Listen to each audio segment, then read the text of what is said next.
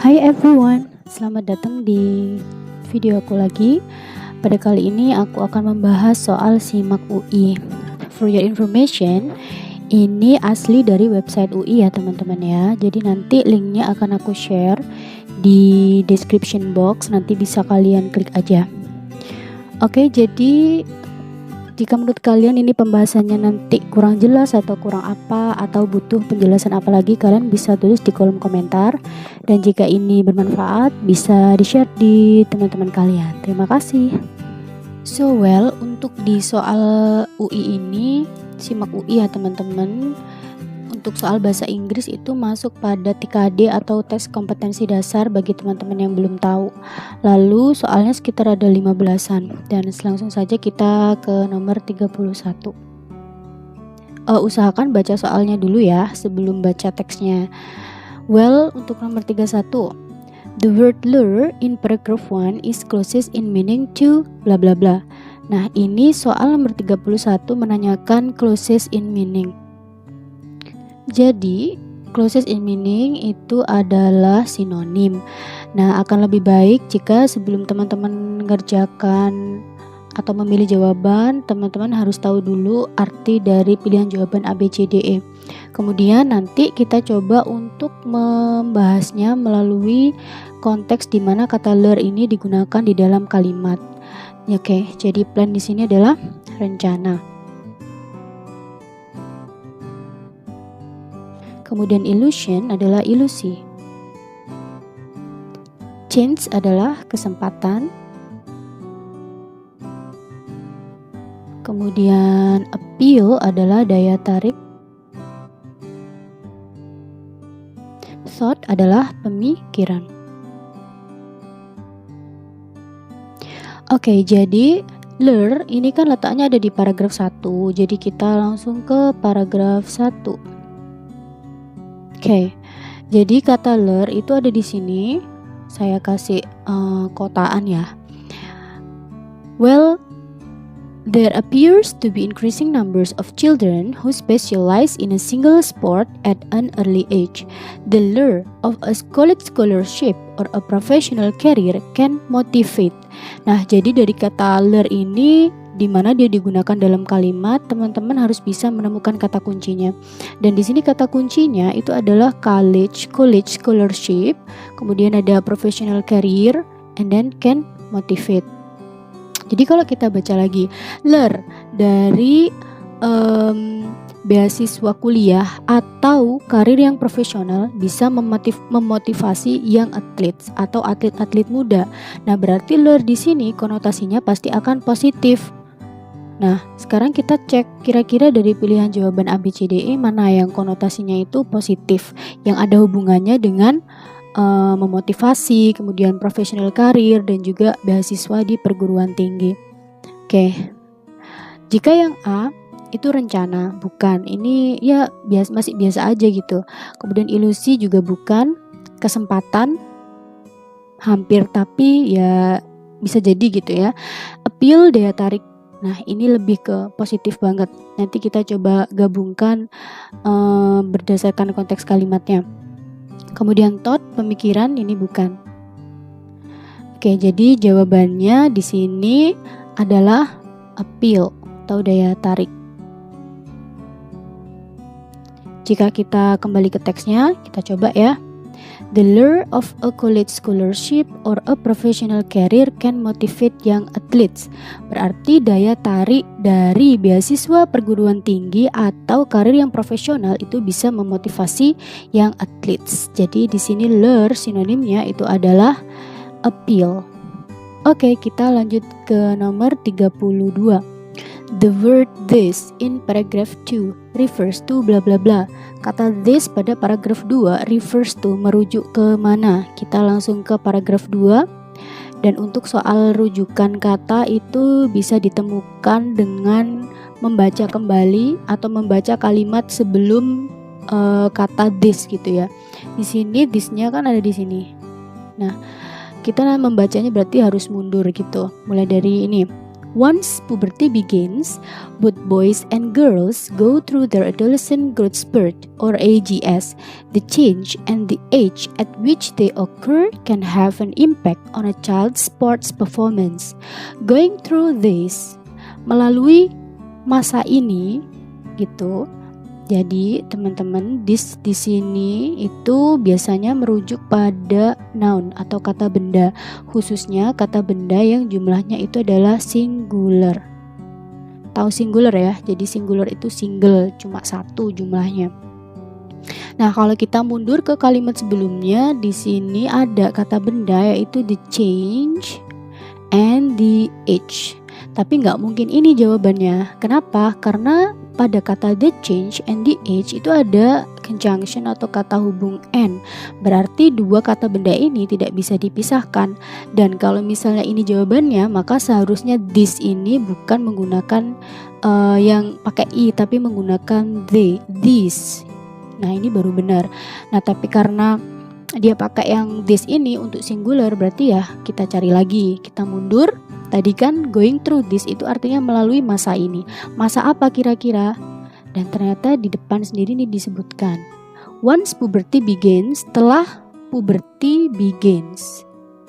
Nah, maka di sini this itu merujuk kata puberty atau pubertas.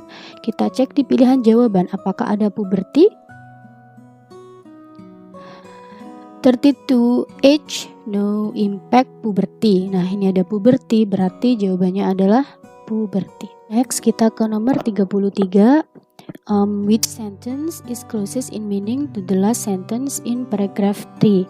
Kalimat yang mana yang mempunyai arti mirip terdekat, berarti sinonim dari kalimat terakhir di paragraf 3. Berarti soal nomor 33 ini adalah sinonim dari kalimat. Nah, kita cari dulu paragraf 3 baris terakhir, berarti yang ini ya kan. Dan ini sudah ada di italic wordnya, jadi bagian sini. Kita coba baca. Coaches that are aware of the AGS can help reduce athletic awkwardness by incorporating specific aspects of training into practice sessions. Berarti di sini itu pada kalimat ini untuk mempermudah ya, ada coaches atau pelatih gitu ya, yang pelatih yang aware of the AGS. Aware berarti peduli atau waspada tentang AGS atau adolescent growth spurt atau masa pertumbuhan pada remaja. Maka dia di sini itu can help reduce, bisa membantu mengurangi athletic awkwardness. Saya singkat, athletic awkwardness itu adalah kecanggungan dalam berolahraga. Nah, cara membantunya dengan apa? Incorporating specific aspect of training. Jadi trainingnya atau ketika berolahraga itu harus incorporating specific aspects, menambahkan aspek-aspek tertentu. Berarti di sini ketika training itu harus add something. Somethingnya saya singkat ya.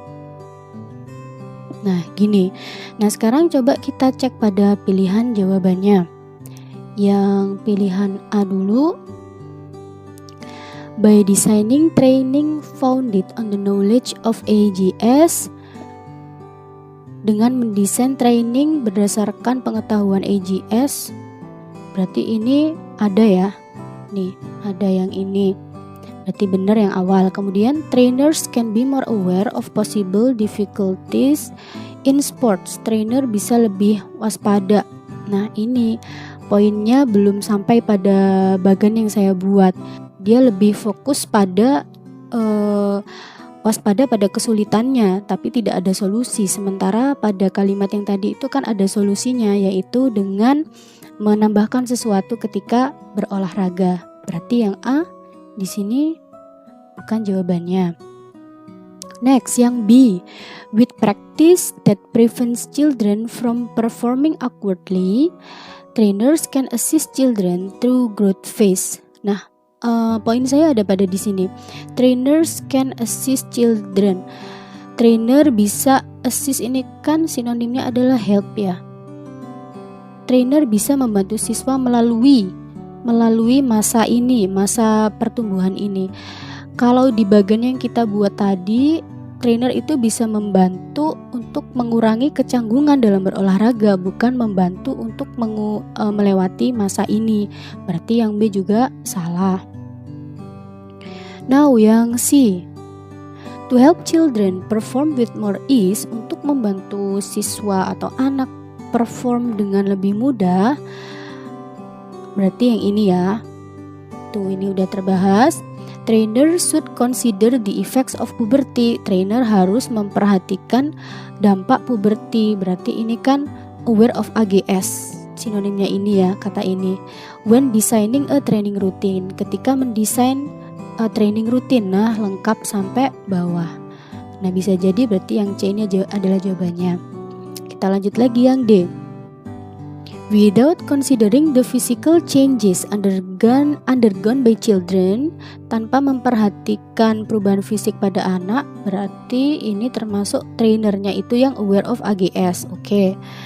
Trainers cannot prevent them from having difficulties when training. Trainers tidak bisa mencegah mereka untuk dari merasa kesulitan dalam berolahraga. Ini juga hampir sama seperti nomor 2. Jadi cuman belum sampai pada titik ini, at something ini ya.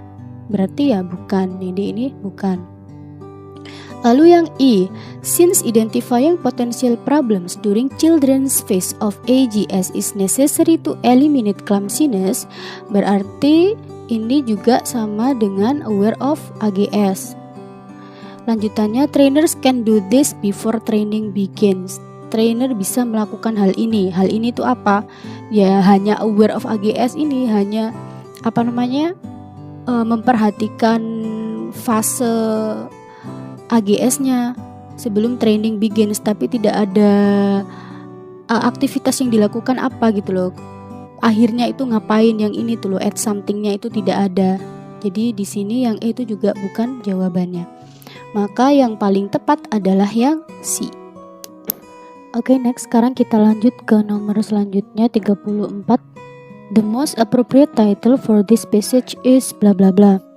Judul yang tepat untuk teks ini adalah apa? Untuk bisa menentukan judulnya, yang pertama teman-teman berarti kan harus tahu ya pembahasan utamanya apa gitu.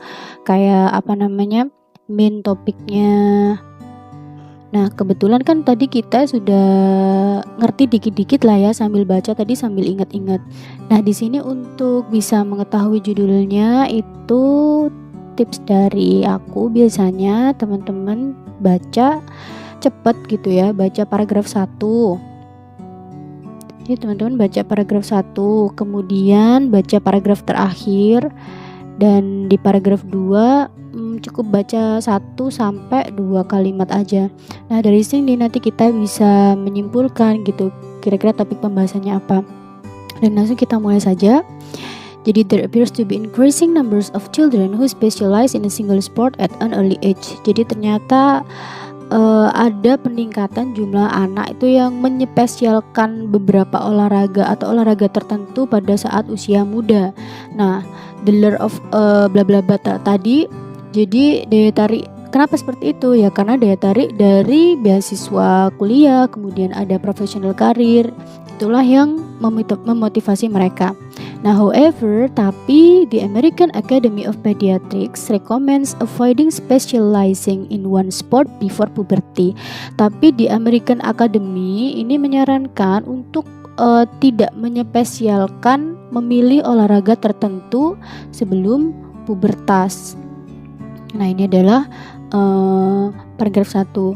Nah, kenapa kok dilarang gitu untuk menyepesialkan memilih olahraga tertentu sebelum pubertas? Karena once puberty begins, ketika pubertas itu begin, both boys and girls go through their adolescent growth spurt. Karena mereka itu melewati masa AGS tadi, yaitu masa pubertas. Nah, kenapa dengan masa pubertas? Ternyata masa pubertas ini itu bisa have an impact on a child's sports performance, bisa memberikan dampak pada performa olahraganya anak tersebut. Nah, dampaknya di sini kebetulan disebutkan ini ya, ada impact. Dampaknya adalah both positive and negative ways. Jadi dampaknya ada dampak positifnya, ada dampak negatifnya.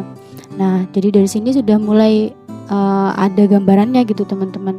Lalu di paragraf terakhir, this phase, fase ini, fase apa ya? Fase pubertas tadi is especially noticeable in sport, sangat diperhatikan dalam berolahraga, that require good balance and body control, yang membutuhkan keseimbangan yang bagus dan juga body control yang bagus. In addition, longer arms and legs can affect throwing any type of ball bla bla bla. Nah, ternyata di sini itu juga dampak lagi disebutkan dari puberti untuk olahraga.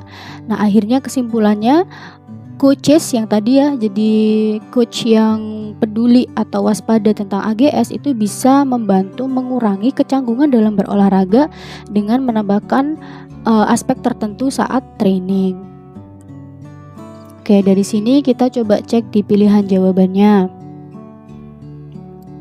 Yang A, adolescent growth spurt and sport atau AGS tadi, berarti ini adalah puberti tadi ya, dan olahraga. Dua-duanya dibahas, jadi ini bisa jadi benar. Kemudian yang B, effects of puberty on sports performance, dampak dari pubertas terhadap performa olahraga. Nah, ini juga ada kan dampak tadi dibahas ya, ini bisa jadi benar. C, the rising popularity of sports among children, kenaikan popularitas olahraga di antara anak-anak. Tidak membahas tentang rising popularity, berarti ini bukan jawabannya. Lalu the impact of poor balance and body control, dampak dari poor balance and body control, bukan. Tadi kan bukan dampak dari poor balance and body control, tapi dampak dari AGS, berarti ini salah. Next, the side effects. Side effects adalah efek samping of specializing in sports on children. Ketika anak memilih menyepesialkan olahraga tertentu, bukan efek samping, karena tadi yang dibahaskan ada dampak positif tadi, positif effect and negative effect. Maka yang I juga bukan. Nah, tersisa pilihan jawaban A dan B. Mana yang lebih tepat? Kita coba bahas. Jika yang A, adolescent growth spurt and sport, ini berarti pubertas, masa pubertas dan olahraga. Maka harusnya menurutku ya teman-teman, di teksnya itu harusnya membahas AGS ini secara lebih detail, kemudian sportnya juga lebih detail gitu. Sementara tadi kan cuman ada lebih ke dampak gitu. Jadinya menurutku jawabannya yang lebih tepat adalah yang B, effect of puberty on sport performance, dampak dari pubertas terhadap performa olahraga. Karena tadi juga lumayan lengkap membahas dampaknya gitu, dan disebutkan dampak negatif juga dampak positifnya. Oke, next sekarang kita lanjut ke nomor 35. Kita baca soalnya dulu ya. So well, in paragraph 2, why does the author include information about the earthquakes happening in 1992? Jadi pada paragraf kedua, kenapa sih penulis itu memasukkan informasi tentang gempa bumi yang terjadi pada tahun 1992? Oke, nah di nomor 35 ini kategori soal yang hot ya teman-teman ya, yaitu higher order thinking skill. Maksudnya gimana? Jadi jawabannya itu tidak ada di dalam teks. Kita harus nalar, kita harus nebak gitu. Alasan dari penulis kenapa kok di paragraf 2 itu menyebutkan gempa bumi yang terjadi pada tahun 1992. Nah, kita coba ke paragraf kedua pada teks ini. Nah, biasanya untuk mengetahui alasan penulis menyebutkan kata atau kalimat tertentu, kita itu harus memahami teksnya, memahaminya itu sebelum kata itu disebutkan dan juga sesudahnya. Jadi biar tahu gitu alasannya. Nah, sekarang kita cari di paragraf 2 ya. Tadi, nah ini ada. Jadi pada tahun 1992 a series of earthquakes ini. Jadi kenapa sih penulis ini ya menyebutkan pada di paragraf 2 itu gempa bumi. Tujuannya untuk apa? Jadi kita baca mulai dari paragraf 1. Well, scientists used artificial intelligence or AI to study the spatial relationships between main earthquakes and their aftershocks. Jadi si ilmuwan itu menggunakan artificial intelligence atau AI. Jadi ini kayak sejenis aplikasi gitu ya. To study untuk mempelajari spatial relationships, hubungan spesial antara main earthquakes, gempa bumi utama, and their aftershocks, dan gempa bumi susulan. In test, dan saat diuji coba, AI predicted the aftershock locations better than the traditional methods. Ternyata AI ini bisa memprediksi aftershock gempa susulan, lokasi gempa susulan yang lebih baik daripada metode tradisional that many seismologists use, yang biasanya banyak digunakan oleh para seismologists.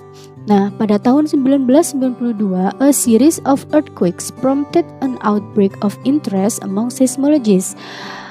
Pada tahun 1992, rentetan gempa bumi itu memicu ketertarikan di antara seismologis. Si seismologis ini were trying to map out, mencoba untuk mencari gitu ya, memetakan where exactly an aftershock might occur, di mana kira-kira si aftershock ini terjadi, based on how a main shock might shift stresses on other faults. After 1992, setelah 1992, researchers began trying to refine bla bla bla sampai bawah ini ya. Jadi kalau kita baca cepat itu ada disebutkan the column failure stress change dan lain-lain. Jadi ini tuh masih secara keseluruhan tuh masih membahas tentang metode lama gitu. Kemudian di paragraf selanjutnya itu dibahas tentang AI lagi, yaitu artificial intelligence. Nah, dari sini kita sudah bisa mulai ada pandangan, tapi tetap harus dengan menyocokkan pilihan jawabannya. Jadi kita coba ke pilihan jawaban A.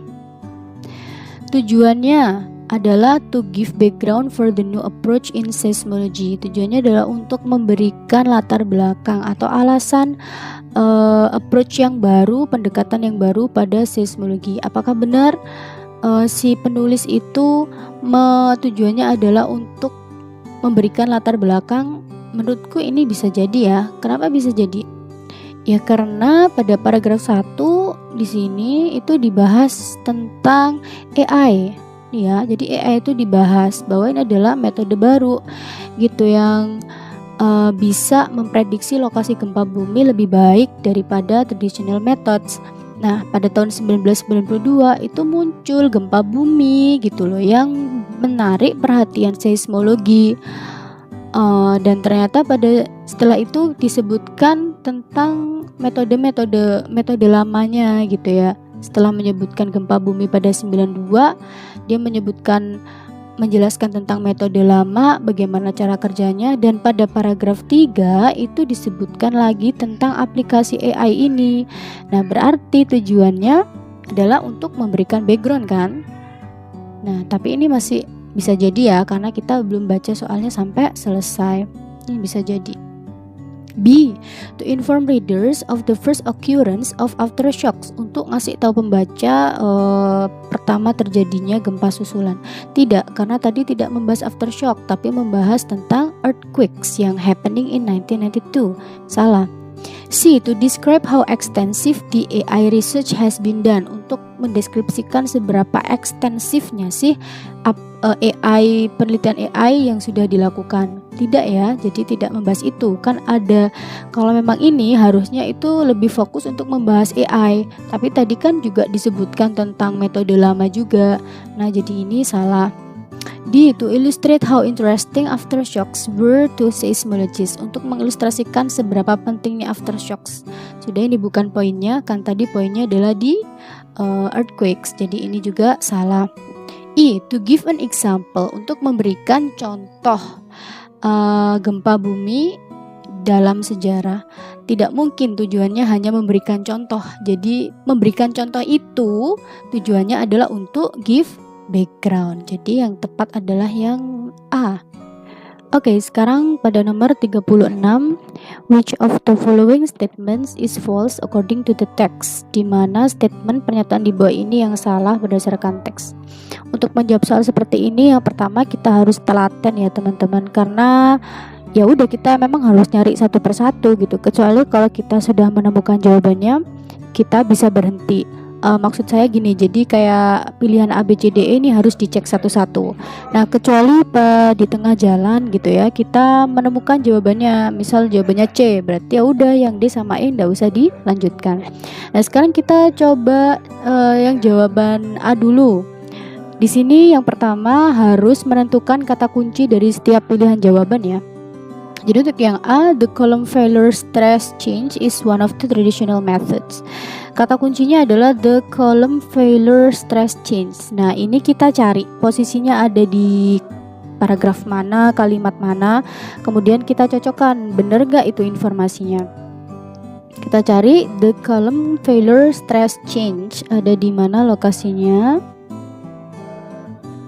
Oke, saya ubah warnanya dulu the green color. Nah, jadi ini the column failure stress change ini ada ya, ada di sini. Kemudian informasinya adalah yang ada di pilihan jawaban. The column failure stress change is one of the traditional methods, adalah salah satu metode tradisional. Bener ya, karena tadi kan di paragraf 2 ini kan membahas tentang traditional method. Berarti yang A ini benar dan dia bukan jawabannya. B, using AI, scientists can predict aftershock locations based on locations and magnitudes only.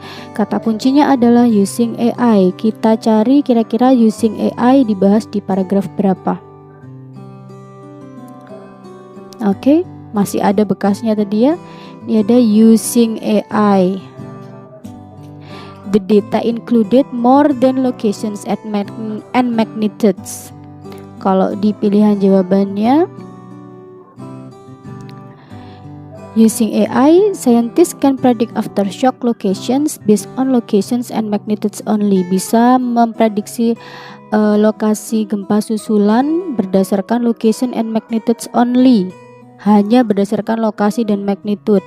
Kalau di teksnya bunyinya adalah using AI, the data included more than locations and magnitudes. Lebih dari data yang dimasukkan adalah lebih dari lokasi dan magnitude. Berarti yang B ini sudah jelas salah. So, untuk nomor 36 jawabannya adalah yang B.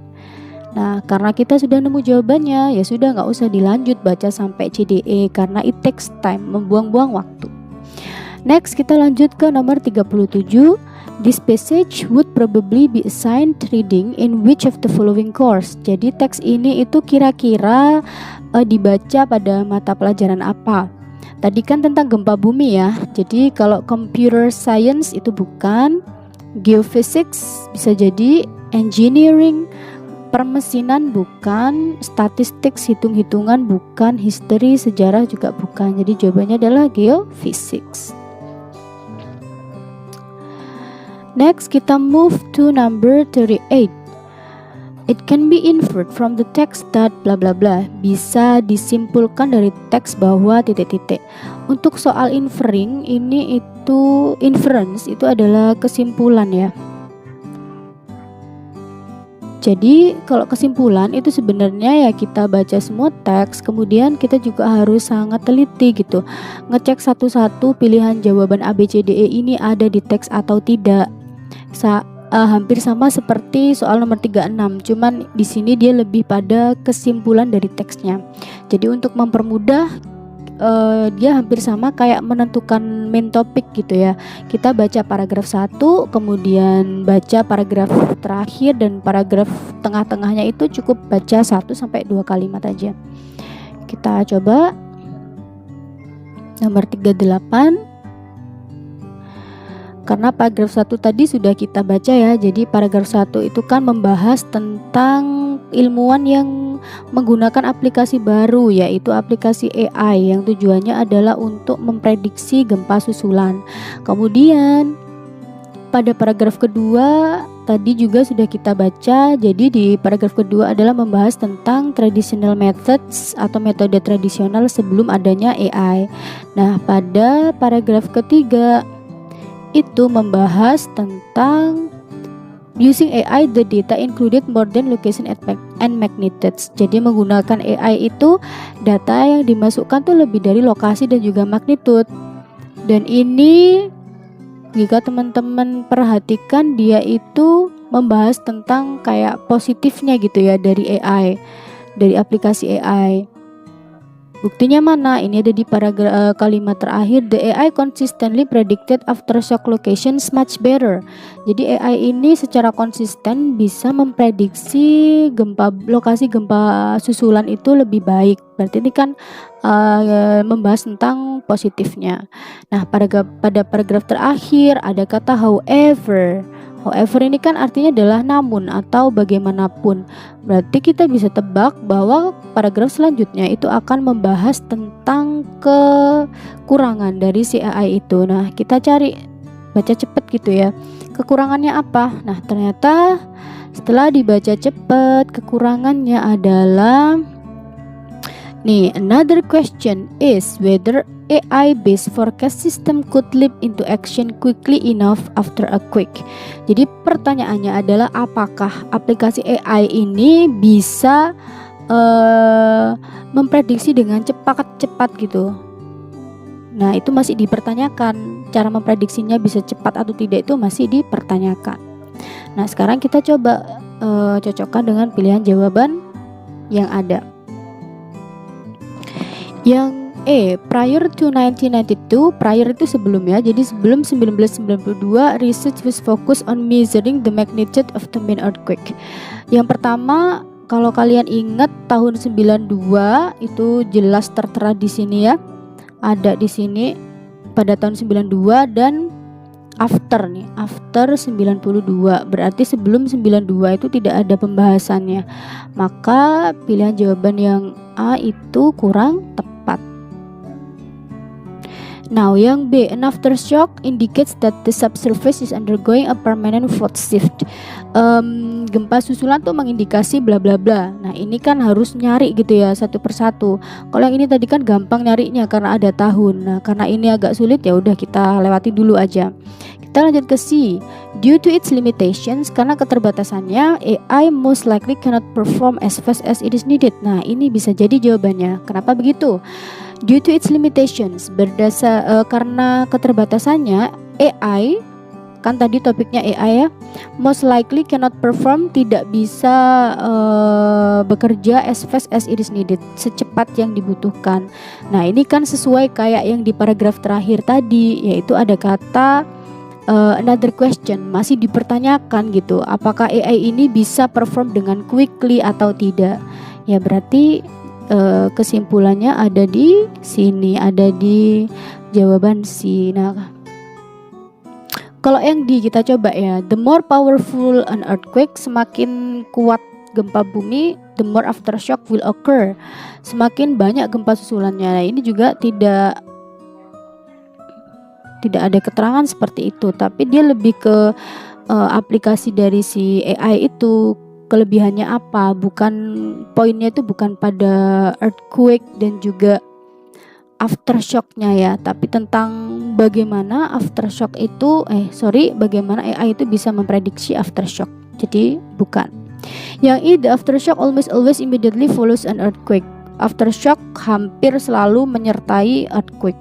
Ini juga tidak ada di kesimpulan. Yang ada di kesimpulan adalah yang C di paragraf terakhir. Lanjut ke nomor 39.